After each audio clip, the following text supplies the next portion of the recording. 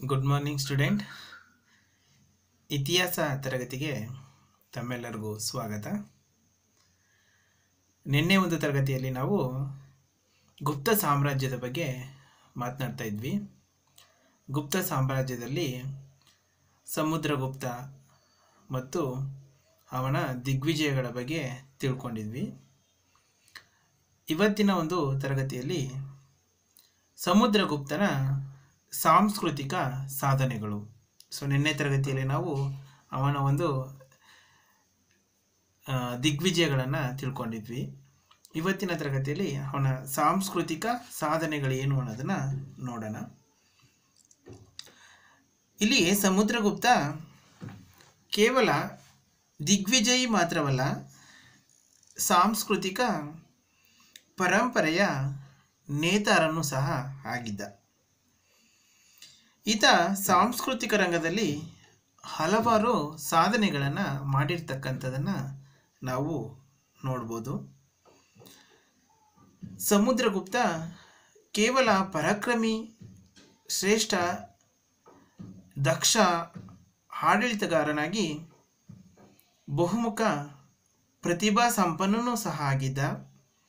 ಹಾಗೇನೇ ಈತ ಸಾಂಸ್ಕೃತಿಕ ಪ್ರಿಯನು, ಸಂಗೀತಗಾರನು, ಧರ್ಮಶಾಸ್ತ್ರ ಪಾರಂಗತನೂ ಸಹ ಆಗಿರ್ತಕ್ಕಂಥವನು. ಇವನು ವಿದ್ಯಾಪೋಷಕನು, ಮಹಾಕವಿಯು ಆಗಿದ್ದು ಅನೇಕ ವಿದ್ವಾಂಸರಿಗೆ ಆಶ್ರಯವನ್ನು ನೀಡಿದ್ದ. ಅಂದರೆ ಸಮುದ್ರಗುಪ್ತನ ಆಸ್ಥಾನದಲ್ಲಿ ಅನೇಕ ವಿದ್ವಾಂಸರು ಆಶ್ರಯವನ್ನು ಪಡ್ಕೊಂಡಿದ್ರು ಅಂತಕ್ಕಂಥದ್ದು. ಅದರಲ್ಲಿ ಅರಿಶೇನ, ಅಸಂಗ ಮತ್ತು ವಸುಬಂಧ ಅಂತಕ್ಕಂಥವರು ಇವನ ಆಸ್ಥಾನದಲ್ಲಿ ಆಶ್ರಯ ಪಡೆದಿದ್ದಂತಹ ಪ್ರಮುಖ ವಿದ್ವಾಂಸರು. ಇವನು ಸ್ವತಃ ಕವಿಯಾಗಿ ಕೃಷ್ಣ ಚರಿತೆ ಎಂಬ ಗ್ರಂಥವನ್ನು ಸಂಸ್ಕೃತ ಭಾಷೆಯಲ್ಲಿ ಬರೆದಿದ್ದಾನೆ. ಯಾರು? ಸಮುದ್ರಗುಪ್ತ. ಆದ್ದರಿಂದ ಅರಿಸೇನ ತನ್ನ ಅಲಹಾಬಾದ್ ಸ್ತಂಭ ಶಾಸನದಲ್ಲಿ ಸಮುದ್ರಗುಪ್ತನನ್ನು ಕವಿರಾಜ ಎಂತಲೂ, ಬುದ್ಧಿ ವಿಶಾರದ ಎಂತಲೂ, ಗಾನ ವಿಶಾರದ ಎಂತಲೂ ಸಂಬೋಧಿಸಿರ್ತಕ್ಕಂಥದ್ದನ್ನು ನಾವು ನೋಡ್ಬೋದು. ಸಮುದ್ರಗುಪ್ತ ಸಾಹಿತ್ಯ ಪ್ರಿಯನಾಗಿದ್ದಂತೆ ಕಲಾಪ್ರಿಯನು ಸಹ ಆಗಿದ್ದ. ಈತ ತನ್ನ ದಿಗ್ವಿಜಯಗಳ ನೆನಪಿಗಾಗಿ ಚಿನ್ನ ಮತ್ತು ತಾಮ್ರದ ನಾಣ್ಯಗಳನ್ನು ಜಾರಿಗೆ ತಂದಿದ್ದಾನೆ. ಇವನ ನಾಣ್ಯಗಳನ್ನು ನಾವು 7 ಪ್ರಕಾರಗಳಲ್ಲಿ ವಿಂಗಡಣೆಯನ್ನು ಮಾಡಿರ್ತಕ್ಕಂಥದ್ದು. ಸಮುದ್ರಗುಪ್ತನ 7 ಬಗೆಯ ನಾಣ್ಯಗಳು ಗುಪ್ತ ಸಾಮ್ರಾಜ್ಯದ ಬಲ, ಸಂಪತ್ತು ಮತ್ತು ವೈಭವವನ್ನು ಪ್ರತಿನಿಧಿಸ್ತವೆ ಹಾಗೂ ಇವನ ಒಂದು ಬಹುಮುಖ ಪ್ರತಿಭೆಯನ್ನು ವ್ಯಕ್ತಪಡಿಸ್ತವೆ. ಒಟ್ಟಿನಲ್ಲಿ ಸಮುದ್ರಗುಪ್ತ ಪರಕೀಯರ ಒಂದು ಪ್ರಭಾವಕ್ಕೊಳಗಾಗಿದ್ದ. ಇಂದು ನಾಣ್ಯ ಪದ್ಧತಿಯನ್ನು ಸುಧಾರಿಸಿದ್ದಾನೆ ಅಂತೇಳಿ ಹೇಳ್ಬೋದು. ಈತ ಹಿಂದೂ ಧರ್ಮದ ನೀತಿಗನುಗುಣವಾಗಿ ರಾಜ್ಯಭಾರವನ್ನು ಮಾಡಿದ್ದಾನೆ. ವೈದಿಕ ಧರ್ಮದ ಅನುಯಾಯಿಯಾಗಿದ್ದು ವೈದಿಕ ಧರ್ಮಕ್ಕೆ ಹೆಚ್ಚಿನ ಒಂದು ಪ್ರೋತ್ಸಾಹವನ್ನು ಕೊಟ್ಟಿದ್ದ ಮತ್ತು ರಾಜಾಶ್ರಯವನ್ನು ಕಲ್ಪಿಸಿದ್ದ. ಈತ ವಿಷ್ಣುವಿನ ಪರಮ ಆರಾಧಕನಾಗಿದ್ದ. ಅದ್ಯಾಗೋ ಇತರ ಧರ್ಮಗಳನ್ನು ಸಹ ಕೈ ಬಿಡಲಿಲ್ಲ. ಬೌದ್ಧ ವಿದ್ವಾಂಸ ವಸುಬಂಧು ಸಮುದ್ರಗುಪ್ತನ ಮಂತ್ರಿಯಾಗಿದ್ದುದು ಇವನ ಪರಧರ್ಮ ಸಹಿಷ್ಣುತೆಯ ಶ್ರೇಷ್ಠ ಉದಾಹರಣೆಯಾಗಿರ್ತಕ್ಕಂಥದ್ದನ್ನು ನಾವಿಲ್ಲಿ ನೋಡ್ಬೋದು. ಒಟ್ಟಿನಲ್ಲಿ ಸಮುದ್ರಗುಪ್ತ ಸಾಂಸ್ಕೃತಿಕ ರಂಗಕ್ಕೆ ವಿಶೇಷ ಪ್ರಾಮುಖ್ಯತೆಯನ್ನು ನೀಡಿ ಗುಪ್ತರ ಕಾಲದ ಸುವರ್ಣ ಯುಗಕ್ಕೆ ಭದ್ರ ಬುನಾದಿಯನ್ನು ಹಾಕಿರ್ತಕ್ಕಂಥದ್ದನ್ನು ನಾವಿಲ್ಲಿ ಕಾಣ್ಬೋದು. ಈತ ಹಲವಾರು ರೀತಿಯ ನಾಣ್ಯಗಳನ್ನು ಜಾರಿಗೆ ತಂದ ಅಂತ ಹೇಳಿದೆ. ಅದರಲ್ಲಿ 8 ಬಗೆಯ ನಾಣ್ಯಗಳನ್ನು, ಚಿನ್ನದ ನಾಣ್ಯಗಳನ್ನು ಈತ ಚಲಾವಣೆಗೆ ತಂದಿರ್ತಕ್ಕಂಥದ್ದು. ಅಶ್ವಮೇಧ ಮಾದರಿ, ಹುಲಿ ಮಾದರಿ, ವೀಣಾಪಾನಿ ಮಾದರಿ, ಧನಸ್ಸು ಮಾದರಿ, ಯುದ್ಧ ಕೊಡಲಿ ಮಾದರಿ, ಚಂದ್ರಗುಪ್ತ ಮಾದರಿ, ಕಚ್ ಮಾದರಿ, ಸ್ಟ್ಯಾಂಡರ್ಡ್ ಮಾದರಿ ಅಂತಕ್ಕಂಥ ನಾಣ್ಯಗಳನ್ನು ಈತ ಏನು ಮಾಡಿದ್ದಾನೆ ಜಾರಿಗೆ ತಂದಿರ್ತಕ್ಕಂಥದ್ದನ್ನು ನಾವಿಲ್ಲಿ ನೋಡ್ಬೋದು. ಸೊ ಇನ್ನು ಇವನ ಒಂದು ವ್ಯಕ್ತಿತ್ವವನ್ನು ನಾವು ವರ್ಣಿಸೋದಾದರೆ, ಪ್ರಾಚೀನ ಭಾರತದ ಚರಿತ್ರೆಯಲ್ಲಿ ಸಮುದ್ರಗುಪ್ತ ವಿಶಿಷ್ಟ ಸ್ಥಾನವನ್ನು ಪಡೆದುಕೊಂಡಿದ್ದಾನೆ. ಸುಶಿಕ್ಷಿತ ರಾಜನಾದ ಸಮುದ್ರಗುಪ್ತನ ಒಂದು ಸಾಹಸ ಮತ್ತು ಶೌರ್ಯ ಹಾಗೂ ಮಹತ್ವಾಕಾಂಕ್ಷೆಗಳು ತುಂಬ ಮೇಲ್ಮಟ್ಟದ್ದಾಗಿ ಇರತಕ್ಕಂಥದ್ದು. ಉತ್ತರ ಭಾರತದಲ್ಲಿ 9 ಅರಸರನ್ನ ಮತ್ತು ದಕ್ಷಿಣ ಭಾರತದಲ್ಲಿ 12 ಅರಸರನ್ನ ಈತ ಸೋಲಿಸಿ ಭಾರತದ ನೆಪೋಲಿಯನ್ ಎಂದು ಕರೆಸಿಕೊಂಡಿದ್ದಾನೆ.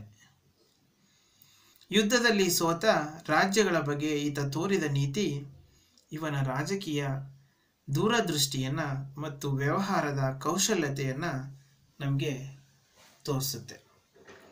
ಹಾಗೆ ಅಧೀನ ಅರಸರ ಬಗ್ಗೆ ತೋರಿಸಿದ ವಿಶ್ವಾಸಗಳು ಇವನ ವ್ಯಕ್ತಿತ್ವಕ್ಕೆ ಹಿಡಿದ ಕೈಗನ್ನಡಿಯಂತಿವೆ.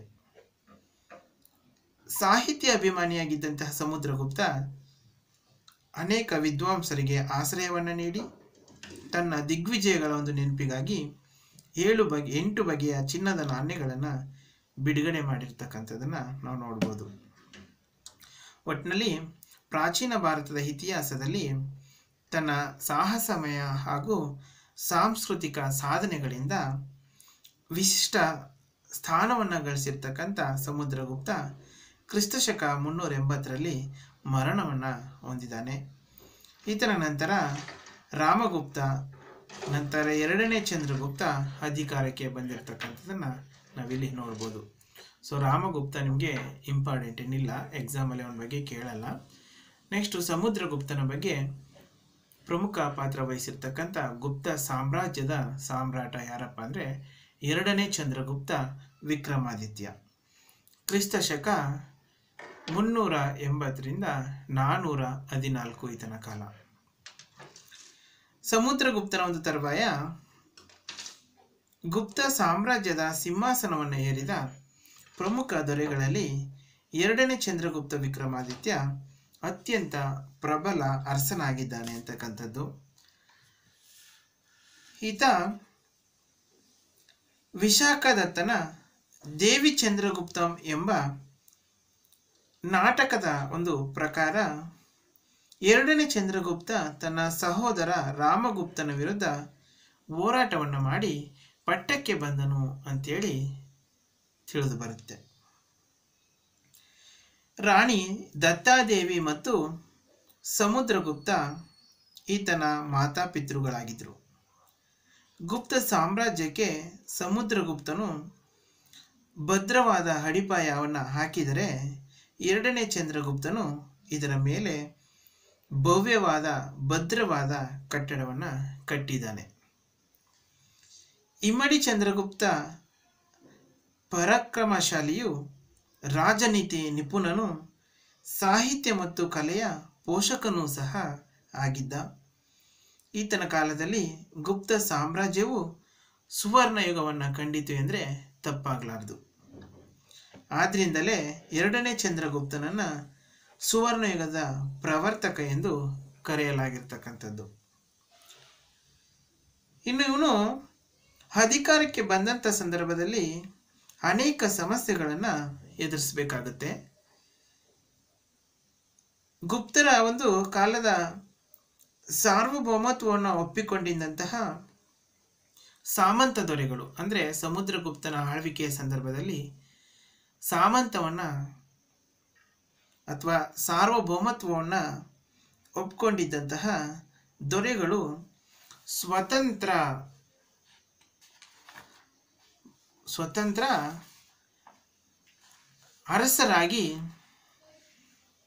ಅರಸರಾಗಬೇಕು ಅಂತೇಳಿ ಆಹ್ವಾನಿಸ್ತಾ ಇದ್ರು. ಉತ್ತರ ಭಾರತದಲ್ಲಿ ಆಳ್ವಿಕೆ ನಡೆಸ್ತಾ ಇದ್ದಂತಹ ಶಕ ಕ್ಷತ್ರಪರು ಇವರ ಒಂದು ಪ್ರಬಲ ವಿರೋಧಿಗಳಾಗಿದ್ದರು. ಇವರನ್ನ ಎದುರಿಸ್ತಕ್ಕಂಥ ಒಂದು ಸಮಸ್ಯೆ ಇವನಿಗೆ ತುಂಬ ದೊಡ್ಡದಾಗಿತ್ತು ಅಂತಕ್ಕಂಥದ್ದು. ಹಾಗಾಗಿ ಇವನು ಅಧಿಕಾರಕ್ಕೆ ಬಂದಂಥ ಸಂದರ್ಭದಲ್ಲಿ ಆ ಸಮಸ್ಯೆಗಳನ್ನು ಎದುರಿಸಿ ಅಧಿಕಾರವನ್ನು ನಡೆಸಬೇಕಾದಂಥ ಒಂದು ಪ್ರಸಂಗ ಉಂಟಾಯಿತು.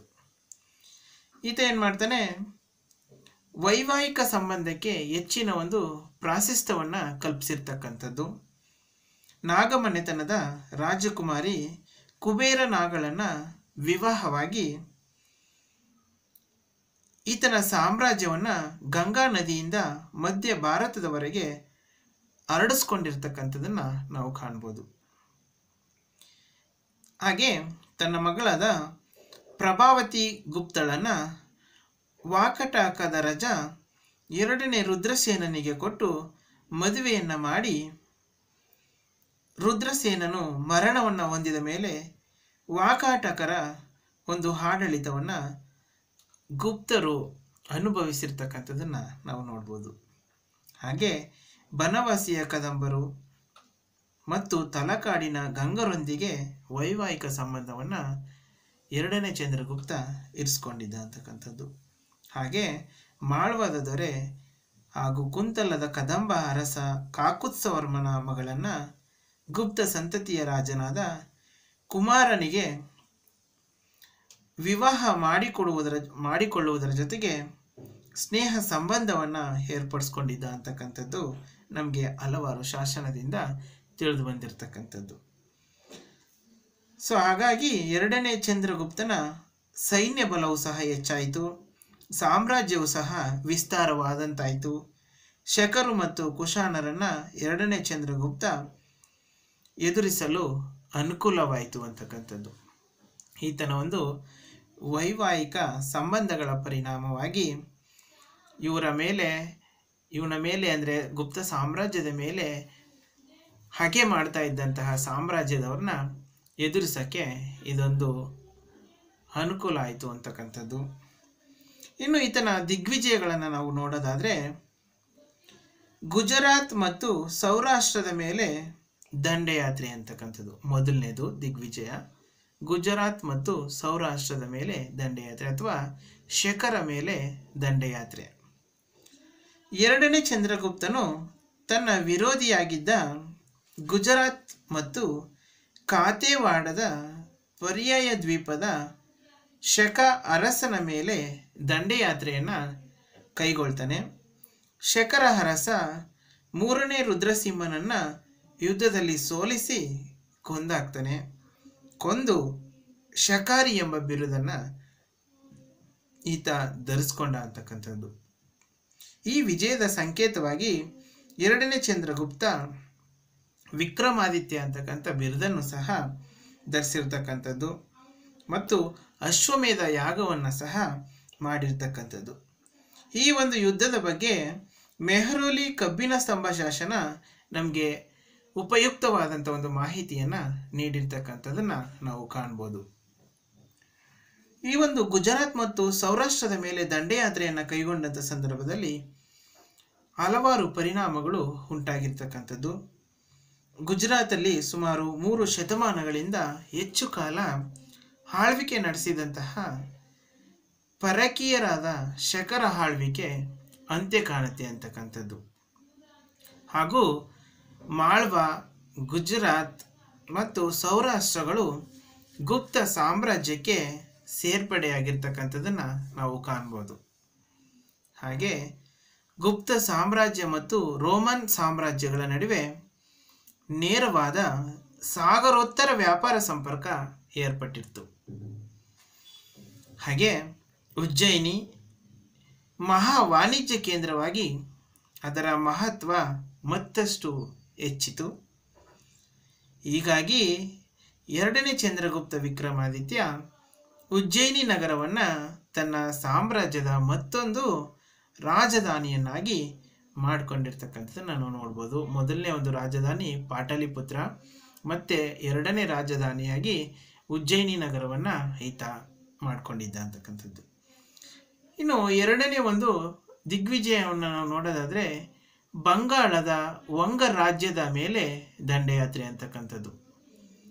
ಎರಡನೇ ಚಂದ್ರಗುಪ್ತ ಪೂರ್ವ ಬಂಗಾಳದ ವಂಗ ರಾಜ್ಯದ ಮೇಲೆ ದಂಡೆತ್ತಿ ಹೋಗಿ ವಂಗದಲ್ಲಿ ವಿರೋಧಿ ರಾಜರ ಒಂದು ಒಕ್ಕೂಟವನ್ನು ಸೋಲಿಸ್ತಾನೆ ಮತ್ತು ಶಕರು ಕುಶಾನರ ಸಂತತಿಯನ್ನು ನಾಶ ಮಾಡಿದ್ದನೆಂದು ಮೆಹ್ರುಲಿ ಕಬ್ಬಿಣದ ಸ್ತಂಭ ಶಾಸನ ನಮಗೆ ಮಾಹಿತಿಯನ್ನು ಕೊಟ್ಟಿರ್ತಕ್ಕಂಥದ್ದು. ಯಾಕೆಂದರೆ ದೆಹಲಿಯ ಕುತುಬ್ ಮಿನಾರ್ ಅಥವಾ ವಿಷ್ಣು ಸ್ತಂಭದ ಬಳಿ ಇರುವ ಈ ಮೆಹ್ರೋಲಿ ಶಾಸನದಲ್ಲಿ ಕಂಡುಬರ್ತಕ್ಕಂಥ ಚಂದ್ರ ಎಂಬ ದೊರೆಯು ಎರಡನೇ ಚಂದ್ರಗುಪ್ತ ಎಂದು ಹಲವಾರು ಇತಿಹಾಸ ತಜ್ಞರು ಹೇಳಿರ್ತಕ್ಕಂಥದ್ದು ಅಥವಾ ಅಭಿಪ್ರಾಯವನ್ನು ಪಟ್ಟಿರ್ತಕ್ಕಂಥದ್ದನ್ನು ನಾವು ಇಲ್ಲಿ ಕಾಣ್ಬೋದು. ಇನ್ನು ವಾಹಿಲಿಕಾ ಬುಡಕಟ್ಟಿನ ಮೇಲೆ ದಾಳಿ ಅಂತಕ್ಕಂಥದ್ದು. ಸಿಂಧು ನದಿಯ ಸಪ್ತ ಮುಖಗಳನ್ನು ದಾಟಿದ ನಂತರ ಎರಡನೇ ಚಂದ್ರಗುಪ್ತ ಗೆದ್ದಂತಹ ಇನ್ನೊಂದು ರಾಜ್ಯ ಯಾವುದಪ್ಪ ಅಂದರೆ ವಾಹಿಲಿಕಾ ಅಂತಕ್ಕಂಥದ್ದು. ಇದನ್ನು ಹಿಂದೂಕುಷ್ ಪರ್ವತಗಳ ಹಿಂದಕ್ಕಿರುವ ಬಾಲ್ಕ್ ಎಂದು ಖಚಿತವಾಗಿ ಗುರುತಿಸಿರ್ತಕ್ಕಂಥದ್ದು. ಈ ಯುದ್ಧದ ಬಗ್ಗೆ ಮೆಹ್ರುಲಿ ಕಬ್ಬಿಣದ ಸ್ತಂಭ ಶಾಸನ ನಮಗೆ ಹೆಚ್ಚಿನ ಮಾಹಿತಿಯನ್ನು ತಿಳಿಸುತ್ತೆ. ಎರಡನೇ ಚಂದ್ರಗುಪ್ತನಿಗಿದ್ದಂತಹ ಕೆಲವೊಂದು ಬಿರುದುಗಳು ಯಾವುದಪ್ಪ ಅಂದರೆ ವಿಕ್ರಮಾದಿತ್ಯ, ಶಕಾರಿ, ಸಿಂಹ ವಿಕ್ರಮ, ನರೇಂದ್ರ ಚಂದ್ರ, ದೇವಗುಪ್ತ, ಪರಮ ಭಾಗವತ, ದೇವರಾಜ ಇತ್ಯಾದಿ ಬಿರುದುಗಳನ್ನು ಎರಡನೇ ಚಂದ್ರಗುಪ್ತ ಹೊಂದಿದ್ದ. ಈತನ ಸಾಮ್ರಾಜ್ಯ ಪಶ್ಚಿಮದಲ್ಲಿ ಸೌರಾಷ್ಟ್ರದಿಂದ ಪೂರ್ವದಲ್ಲಿ ಬಂಗಾಳದವರೆಗೂ, ಉತ್ತರದಲ್ಲಿ ಹಿಮಾಲಯದಿಂದ ದಕ್ಷಿಣದಲ್ಲಿ ನರ್ಮದಾ ನದಿಯವರೆಗೂ ವಿಸ್ತರಿಸಿತು. ಈ ವಿಶಾಲ ಸಾಮ್ರಾಜ್ಯಕ್ಕೆ ಪಾಟಲಿಪುತ್ರ ರಾಜಧಾನಿಯಾಗಿತ್ತು, ಉಜ್ಜಯಿನಿ ಎರಡನೇ ರಾಜಧಾನಿಯಾಗಿತ್ತು ಅಂತಕ್ಕಂಥದ್ದು. ಇನ್ನು ಈತನ ಸಾಂಸ್ಕೃತಿಕ ಸಾಧನೆಗಳ ಬಗ್ಗೆ ಹೇಳಬೇಕು ಅಂದರೆ ಎರಡನೇ ಚಂದ್ರಗುಪ್ತ ತಂದೆಯಂತೆ ವೈದಿಕ ಮತಾವಲಂಬಿಯಾಗಿದ್ದು ಹಿಂದೂ ಧರ್ಮದ ಒಂದು ಪುನರುಜ್ಜೀವನಕ್ಕೆ ಶ್ರಮಿಸಿದ್ದಾನೆ ಅಂತಕ್ಕಂಥದ್ದು. ಈತ ವೈಷ್ಣವ ಧರ್ಮದ ನಿಷ್ಠಾವಂತ ಭಕ್ತನಾಗಿದ್ದ. ಪರಮ ಭಾಗವತ ಎಂಬ ಬಿರುದನ್ನು ಸಹ ಹೊಂದಿದ್ದ. ಈತನ ನಾಣ್ಯದಲ್ಲಿ ಹಿಮ್ಮುಖದಲ್ಲಿ ವಿಷ್ಣುವಿನ ವಾಹನವಾದಂತಹ ಗರುಡ ಪಕ್ಷಿಯ ಚಿತ್ರವಿರುವುದನ್ನು ನಾವು ಕಾಣ್ಬೋದು.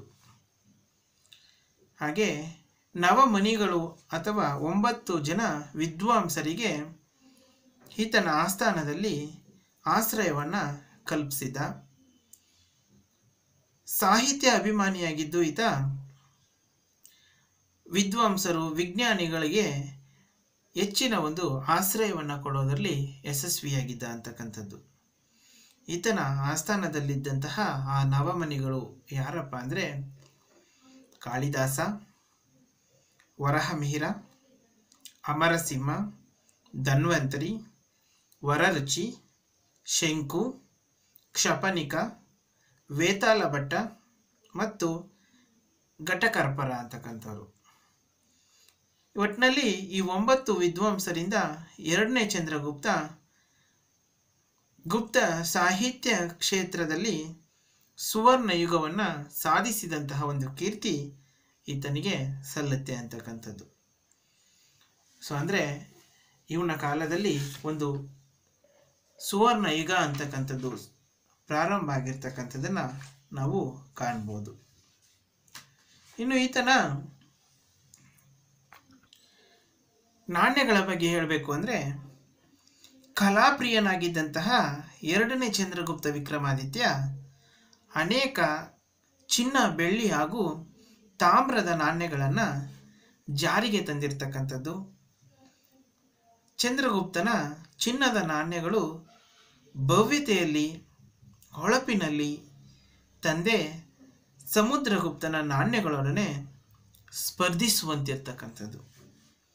ಇವನ ಬೆಳ್ಳಿಯ ನಾಣ್ಯಗಳ ಮುಮ್ಮುಖವು ಪಶ್ಚಿಮ ಶಕ ಸತ್ರಪರ ನಾಣ್ಯಗಳ ಅನುಕರಣೆಯಾಗಿತ್ತು.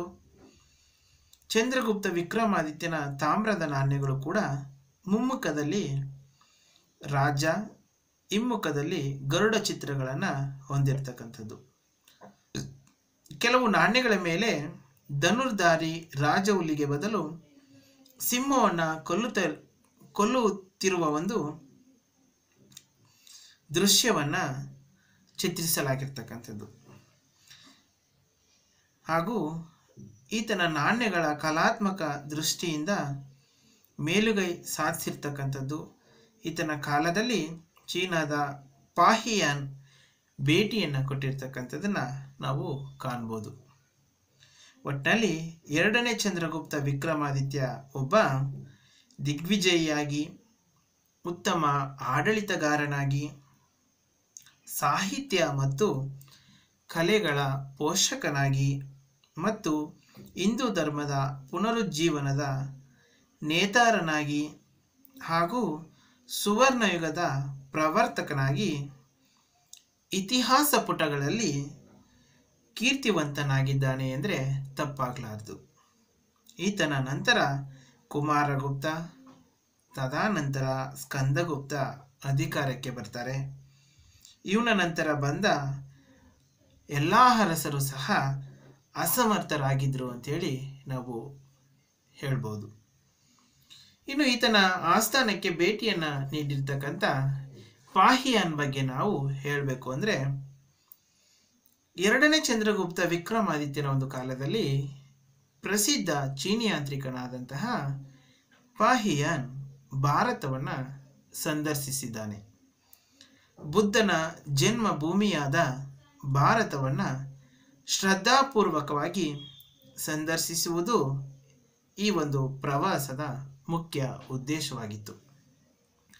ಕಾಶ್ಮೀರದ ಮೂಲಕ ಭಾರತವನ್ನು ಪ್ರವೇಶಿಸಿದ ಪಾಹಿಯಾನ್ ಕ್ರಿಸ್ತಶಕ 399ರಿಂದ 414ರವರೆಗೆ ಭಾರತದಲ್ಲಿ ಇದ್ದನು ಎಂದು ಹೇಳಬಹುದು. ಪೇಶಾವರ್, ತಕ್ಷಶಿಲಾ, ಮಥುರಾ, ಕಪಿಲವಸ್ತು, ಬುದ್ಧಗಯ, ಸಾರನಾಥ, ವೈಶಾಲಿ ಮತ್ತು ಅಯೋಧ್ಯ ಮುಂತಾದಂತಹ ಪಟ್ಟಣಗಳನ್ನೆಲ್ಲ ಪಾಹಿಯಾನ್ ಸಂಚಾರ ಮಾಡ್ತಾನೆ. ಪಾಟಲಿಪುತ್ರದಲ್ಲಿ ಸುಮಾರು 3 ವರ್ಷಗಳ ಕಾಲ ಉಳ್ಕೊಂಡು ಸಂಸ್ಕೃತವನ್ನು ಕಲಿತಾನೆ. ಸಂಸ್ಕೃತ ಕೃತಿಗಳನ್ನು ಓದ್ತಾನೆ. ವಿನಯ ನಿಯಮಗಳನ್ನು ಬರೀತಾನೆ. ತಾಮ್ರಲಿಪ್ತಿಯಲ್ಲಿ 2 ವರ್ಷ ಉಳ್ಕೊಂಡು ಸೂತ್ರಗಳನ್ನು ಬರೀತಾನೆ ಮತ್ತು ವಿಗ್ರಹಗಳ ಚಿತ್ರಗಳನ್ನು ಬರೆದುಕೊಳ್ತಾನೆ. ತಾಮ್ರಲಿಪ್ತಿಯಲ್ಲಿ ಒಂದು ದೊಡ್ಡ ವ್ಯಾಪಾರಿ ಹಡಗನ್ನು ಹತ್ಕೊಂಡು 14 ದಿನ ಯಾನ ಮಾಡಿ ಸಿಂಹಳವನ್ನು ತಲುಪಿದ. ಸಿಂಹಳದಲ್ಲಿ 2 ವರ್ಷ ಇದ್ದು ವಿನಯ ನಿಯಮಗಳನ್ನು ಸಮಗ್ರವಾಗಿ ಚೀನಾ ದೇಶಕ್ಕೆ ಪರಿಚಯ ಮಾಡಿಕೊಡುವುದೇ ಈತನ ಪ್ರಧಾನ ಉದ್ದೇಶವಾಗಿತ್ತು. ಪಾಹಿಯಾನ್ ಸಿಂಹಳದ ಮೂಲಕ ಸ್ವದೇಶಕ್ಕೆ ಒಬ್ಬನೇ ಹಿಂತಿರುಗಬೇಕಾಯಿತು. ಅಂತೂ ಕೊನೆಗೆ ಕ್ರಿಸ್ತಶಕ 414ರಲ್ಲಿ ಪಾಹಿಯಾನ್ ಚೀನಾಕ್ಕೆ ಬಂದಿಳಿದನು. ಕೊನೆಗೆ ಮುಂದಿನ ಜನ್ಮಗಳಲ್ಲಿ ತಾನು ಭಾರತದಲ್ಲೇ ಜನಿಸುವಂತಾಗಲಿ ಎಂದು ಪ್ರಾರ್ಥಿಸ್ಕೊಳ್ತಾನೆ. ಚೀನಾಕ್ಕೆ ಹಿಂದಿರುಗಿದ ಮೇಲೆ ಬುದ್ಧಭದ್ರನೆಂಬ ಭಾರತೀಯ ಭಿಕ್ಷುವಿನೊಂದಿಗೆ ಜೊತೆಗೂಡಿ ತಾನು ಭಾರತದಿಂದ ತಂದಿದ್ದ ಕೆಲವು ಗ್ರಂಥಗಳನ್ನು ಅನುವಾದ ಮಾಡ್ತಾನೆ. ಭಾರತದಲ್ಲಿ ತಾನು ಕಂಡ ಎಲ್ಲ ವಿಚಾರಗಳನ್ನು ತನ್ನ ಗ್ರಂಥವಾದಂತಹ ಗೋಕೋಕಿ, ಪಾಹಿಯಾನನ ಪ್ರಮುಖ ಗ್ರಂಥವಾದಂತಹ ಗೋಕೋಕಿಯಲ್ಲಿ ವಿವರಿಸಿರ್ತಕ್ಕಂಥದ್ದನ್ನು ನಾವು ನೋಡ್ಬೋದು. ಈತ ಪಾಟಲಿಪುತ್ರದಲ್ಲಿ ಸುಮಾರು 3 ವರ್ಷಗಳ ಕಾಲ ತಂಗಿದ್ದ. ಅಲ್ಲಿನ ಅನೇಕ ದೃಶ್ಯಗಳನ್ನು ಈತ ವರ್ಣಿಸಿರ್ತಕ್ಕಂಥದ್ದನ್ನು ನಾವು ಕಾಣ್ಬೋದು. ಹಾಗೂ ಹೀನಯಾನ ಮತ್ತು ಮಹಾಯಾನ ಬೌದ್ಧ ಪಂಥಕ್ಕೆ ಸೇರಿದ ಭವ್ಯ ಮಠಗಳ 600 ಬೌದ್ಧ ಭಿಕ್ಕುಗಳ ಬಗ್ಗೆ ವರ್ಣಿಸಿದ್ದಾನೆ. ಮೌರ್ಯರ ರಾಜಧಾನಿ ಪಾಟಲಿಪುತ್ರದ ಅರಮನೆಯ ಅವಶೇಷಗಳನ್ನು ನೋಡಿ ವಿಸ್ಮಯಗೊಂಡು, ಇದು ಸಾಧಾರಣ ಮಾನವ ನಿರ್ಮಿತವಲ್ಲ, ಇದು ದೇವಶಿಲ್ಪಿಗಳಿಂದ ನಿರ್ಮಾಣವಾಗಿರಬೇಕೆಂದು ಹೇಳಿರ್ತಕ್ಕಂಥದ್ದು. ದುರಾದೃಷ್ಟವಶಾತ್ ಪಾಹಿಯಾನ್ ತಾನು ಭೇಟಿ ನೀಡಿದ ರಾಜ್ಯಗಳ ದೊರೆಯ ಅಥವಾ ದೊರೆಗಳ ಹೆಸರನ್ನು ಎಲ್ಲೂ ಸಹ ಉಲ್ಲೇಖಿಸಿಲ್ಲ. ಆದರೆ ಚಂದ್ರಗುಪ್ತ ವಿಕ್ರಮಾದಿತ್ಯನ ಸಾಮ್ರಾಜ್ಯದ ಹೃದಯ ಭಾಗವಾದ ಮಧ್ಯ ಪ್ರದೇಶವನ್ನು ಉಲ್ಲೇಖಿಸುತ್ತಾ ಜನರು ವಿಪುಲರಾಗಿದ್ದಾರೆ ಹಾಗೂ ಸಂತೋಷವಾಗಿದ್ದಾರೆ, ಕಳ್ಳಕಾಕರ ಭಯವಿಲ್ಲ, ಜನ ಸಸ್ಯಾಹಾರಿಗಳಾಗಿದ್ದು ಅಹಿಂಸಾ ತತ್ವದಲ್ಲಿ ನಂಬಿಕೆಯನ್ನು ಇಟ್ಟಿದ್ರು. ಇವರು ಹಂದಿ ಮತ್ತು ಕೋಳಿಗಳನ್ನು ಸಾಕುತ್ತಿರಲಿಲ್ಲ, ಈರುಳ್ಳಿ ಮತ್ತು ಬೆಳ್ಳುಳ್ಳಿಗಳನ್ನು ಉಪಯೋಗಿಸ್ತಾ ಇರಲಿಲ್ಲ, ಮದ್ಯಪಾನವನ್ನು ಮಾಡುತ್ತಾ ಇರಲಿಲ್ಲ ಹಾಗೂ ಚಂಡಾಲರು ಊರಿನಿಂದ ಹೊರಗೆ ವಾಸಿಸುತ್ತಿದ್ದರು ಎಂದು ಉಲ್ಲೇಖಿಸಿರ್ತಕ್ಕಂಥದ್ದನ್ನು ನಾವು ನೋಡ್ಬೋದು. ಇದು ಆ ಕಾಲದ ಸಮಾಜದಲ್ಲಿ ಬೇರೂರಿದ್ದ ಅಸ್ಪೃಶ್ಯತೆಯನ್ನು ಸೂಚಿಸುತ್ತದೆ. ರಾಜನಿಗೆ ಸಂಬಂಧಿಸಿದ ಭೂಮಿಯನ್ನು ಬೇಸಾಯ ಮಾಡುವವರು ವರಮಾನದ ಒಂದು ಭಾಗ ಪಾವತಿ ಮಾಡಬೇಕು. ರಾಜ ಮರಣದಂಡನೆ ಕೊಡದೆ ರಾಜ್ಯಭಾರ ಮಾಡುತ್ತಿದ್ದನು ಎಂದು ವಿವರಿಸಿದ್ದಾನೆ. ಪಾಹಿಯಾನ್ ಮಗಧದಲ್ಲಿದ್ದ ಕೆಲವು ಸಿರಿವಂತ ಮತ್ತು ಜನಭರಿತ ನಗರಗಳು ಹಾಗೂ ಪ್ರವಾಸಿಗರ ತಂಗುದಾಣಗಳನ್ನು ಸಹ ಉಲ್ಲೇಖಿಸಿದ್ದಾನೆ. ದೇಶದಲ್ಲಿ ಶಾಂತಿ, ಸುಖ, ಸಮೃದ್ಧಿ ಮತ್ತು ಧಾರ್ಮಿಕ ಸಾಮರಸ್ಯ ಬೇರೂರಿತೆಂದು ತನ್ನ ಗ್ರಂಥದಲ್ಲಿ ಉಲ್ಲೇಖಿಸಿರ್ತಕ್ಕಂಥದ್ದು. ಹೀಗಾಗಿ ಆತನ ಅಂದರೆ ಎರಡನೇ ಚಂದ್ರಗುಪ್ತ ವಿಕ್ರಮಾದಿತ್ಯನ ಸಾಮ್ರಾಜ್ಯದ ಬಗ್ಗೆ ಈತ ಹೊಗಳಿಕೆಯ ಮಾತುಗಳನ್ನು ಆಡಿರ್ತಕ್ಕಂಥದ್ದು. ಇದರ ಒಂದು ಆಧಾರದ ಮೇಲೆ ಚಂದ್ರಗುಪ್ತನ ಒಂದು ಸಾಮ್ರಾಜ್ಯವೇ ಇದು ಅಂತೇಳಿ ಹಲವಾರು ವಿದ್ವಾಂಸರು ಅಭಿಪ್ರಾಯವನ್ನು ಪಟ್ಟಿರ್ತಕ್ಕಂಥದ್ದು. ಹಾಗಾಗಿ ಚಂದ್ರಗುಪ್ತ ವಿಕ್ರಮಾದಿತ್ಯನ ಬಗ್ಗೆ ಪಾಹಿಯಾನ್ ಹಲವಾರು ಹೊಗಳಿಕೆಯ ಮಾತುಗಳನ್ನು ಆಡಿರ್ತಕ್ಕಂಥಂದರೆ ಆತನ ಸಾಮ್ರಾಜ್ಯದ ಬಗ್ಗೆ ಹಲವಾರು ಹೊಗಳಿಕೆಯ ಮಾತುಗಳನ್ನು ಆಡಿರ್ತಕ್ಕಂಥದ್ದನ್ನು ನಾವಿಲ್ಲಿ ಕಾಣ್ಬೋದು. ಇನ್ನು ಗುಪ್ತರ ಒಂದು ರಾಜಕೀಯ ವ್ಯವಸ್ಥೆ, ಇವರ ಒಂದು ಸ್ಟೇಟ್ ಅಂಡ್ ಪೊಲಿಟಿ ಹೇಗಿತ್ತು? ಗುಪ್ತ ಸಾಮ್ರಾಜ್ಯ ಭಾರತದ ಎರಡನೇ ಐತಿಹಾಸಿಕ ಹಿಂದೂ ಸಾಮ್ರಾಜ್ಯವಾಗಿತ್ತು. ಪೂರ್ವದಲ್ಲಿ ಬಂಗಾಳ ಕೊಳ್ಳಿಯಿಂದ ಪಶ್ಚಿಮದಲ್ಲಿ ಅರಬ್ಬಿ ಸಮುದ್ರದವರೆಗೆ, ಉತ್ತರದಲ್ಲಿ ಹಿಮಾಲಯದಿಂದ ದಕ್ಷಿಣದಲ್ಲಿ ವಿಂಧ್ಯ ಪರ್ವತಗಳವರೆಗೆ ವ್ಯಾಪಿಸಿತ್ತು. ಇಂತಹ ವಿಶಾಲ ಸಾಮ್ರಾಜ್ಯಕ್ಕೆ ಪಾಟಲಿಪುತ್ರ ರಾಜಧಾನಿಯಾಗಿತ್ತು. ಗುಪ್ತ ದೊರೆಗಳು ದಕ್ಷ ಆಡಳಿತಗಾರರಾಗಿದ್ದರು. ಅಲ್ಪ ಸ್ವಲ್ಪ ಬದಲಾವಣೆಯೊಂದಿಗೆ ಮೌರ್ಯರ ಆಡಳಿತ ವ್ಯವಸ್ಥೆಯನ್ನೇ ಮುಂದುವರಿಸಿದರು. ಆದರೂ ಗುಪ್ತರ ರಾಜಕೀಯ ವ್ಯವಸ್ಥೆ ಕೆಲವು ರೀತಿಗಳಲ್ಲಿ ಸಾಮಂತಶಾಹಿ ಗುಣಲಕ್ಷಣಗಳನ್ನು ಒಳಗೊಂಡಿತ್ತು ಅಂತಕ್ಕಂಥದ್ದು. ಇವರ ರಾಜಕೀಯ ವ್ಯವಸ್ಥೆ ಅಂತಕ್ಕಂಥದ್ದು ಮೌರ್ಯರ ಒಂದು ಆಡಳಿತ ವ್ಯವಸ್ಥೆಯನ್ನು ಮುಂದುವರಿಸಿಕೊಂಡು ಇವರು ಕೆಲವೊಂದು ರೀತಿಯ ಬದಲಾವಣೆಗಳನ್ನು ಅಥವಾ ಗುಣಲಕ್ಷಣಗಳನ್ನು ಇವರು ಹೊಂದಿದ್ರು ಅಂತಕ್ಕಂಥದ್ದು. ಸ್ವಲ್ಪ ಸ್ವಲ್ಪ ಬದಲಾವಣೆಗಳನ್ನು ಇಲ್ಲಿ ಮಾಡ್ಕೊಂಡಿರ್ತಕ್ಕಂಥದ್ದನ್ನು ನಾವಿಲ್ಲಿ ಕಾಣ್ಬೋದು. ಇವರ ಒಂದು ಆಡಳಿತ ವ್ಯವಸ್ಥೆ ಯಾವ ರೀತಿ ಇತ್ತಪ್ಪ ಅಂದರೆ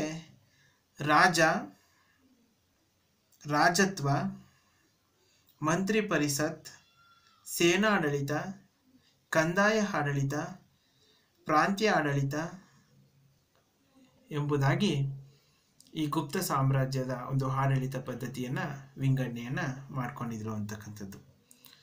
ಇವರು ಯಾವ ರೀತಿಯ ಒಂದು ಆಡಳಿತವನ್ನು ಮಾಡ್ತಾಯಿದ್ರು, ರಾಜನ ಒಂದು ಆಡಳಿತ ಯಾವ ರೀತಿ ಇತ್ತು, ಜೊತೆಗೆ ಮಂತ್ರಿ ಪರಿಷತ್ ಯಾವ ರೀತಿಯ ಕಾರ್ಯವನ್ನು ನಿರ್ವಹಿಸ್ತಾ ಇತ್ತು, ಜೊತೆಗೆ ಸೇನಾಡಳಿತ, ಕಂದಾಯ ಆಡಳಿತ ಮತ್ತು ಪ್ರಾಂತ್ಯ ಆಡಳಿತಗಳ ಒಂದು ವ್ಯವಸ್ಥೆ ಗುಪ್ತ ಸಾಮ್ರಾಜ್ಯದಲ್ಲಿ ಯಾವ ರೀತಿಯಾಗಿ ಇತ್ತು ಎಂಬುದನ್ನು ನಾನು ನಿಮಗೆ ಮುಂದಿನ ತರಗತಿಯಲ್ಲಿ ವಿವರಣೆಯನ್ನು ಕೊಡ್ತೇನೆ ಮಕ್ಕಳ.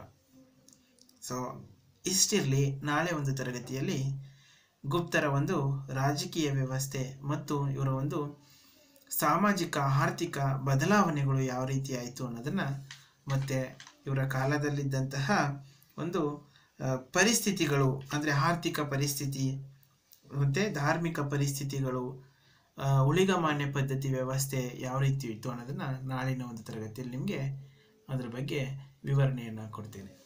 So thank you so much.